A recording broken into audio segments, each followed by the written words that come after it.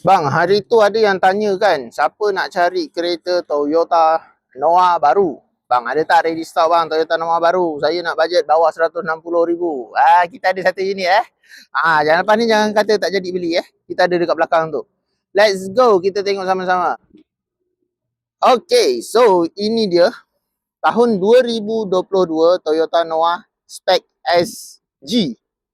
Untuk Toyota baru generasi Noah baru dengan chassis 90A90 ni, dia ada 3 spek saja. Dia ada Noah S spec. Lepas tu dia ada SG dan juga SZ. So yang ni spek paling mid range lah. Pertengahan lah. Let's go, kita tengok dengan color yang silver iron chrome ni. Silver iron chrome Silver iron lah. Dia orang panggil silver iron. Itulah color dia. Color dia memang special. Dari jauh nampak memang wow. Abang ada sebuah kereta yang lain dari yang lain. Rupa paras dan memang special. Lagi dia punya bentuk dia pun special. Senang kata kalau abang beli memang serius. Serius. Saya tak tipu abang. Orang tengok abang 2 kali. Walaupun abang beli kereta family. Okay, antara yang feature saya suka untuk model baru ni, walaupun di spek SG, pertengahan, middle, spek ni dia dah datangkan dengan spek yang lengkap Seat dia fabric lah, fabric seat untuk spek ni. And then kalau abang boleh nampak dia punya safety features dia, yang ni dah upgrade. Dia dah datang dengan Toyota Safety Sense Lane Keep Assist dan Pre-Crash. Yang ni dah kira 2.5 lah. Toyota Safety Sense 2.5. Lepas tu yang ni pun dia dah ada dashcam lah. Okay, airbag dia lengkap Dia dah ada 6 airbag. Totally 6 6 airbag, betul. So, curtain, seat depan, kiri kanan, curtain, kiri kanan dan juga front airbag. So, dia dah ada 6 airbag. Let's go, kita tengok. Tempat pemegang dia pun dah cantik, solid, nampak macam tu. Okay, model ni dia datang aircon belakang. 2 zone aircon saja, belakang diikut depan punya.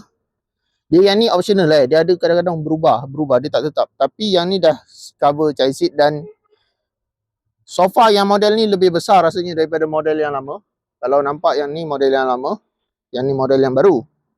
So dekat sini pun dia dah ada adjust untuk dia punya ke depan ke belakang dan reclining dia.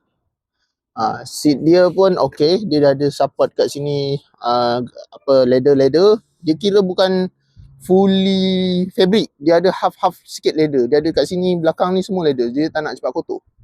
Curtain net semua dah ada. Sama saja untuk variant yang lepas. Okay. And then kita tengok pada bahagian boot belakang. Okay. Untuk boot belakang, model ni didatangkan dengan spek macam mana? Let's go, kita tengok dia datang spek yang ni tak ada tayar spare. Maknanya dia ada repackage tayar. Secara keseluruhan random yang spek ni dia macam dah ada cover Isofix untuk seat belakang lah. Betul lah. So seat belakang pun dah boleh letak child seat. Kalau yang model lama rasa depan saja. Yang ni dah boleh, belakang pun dah boleh.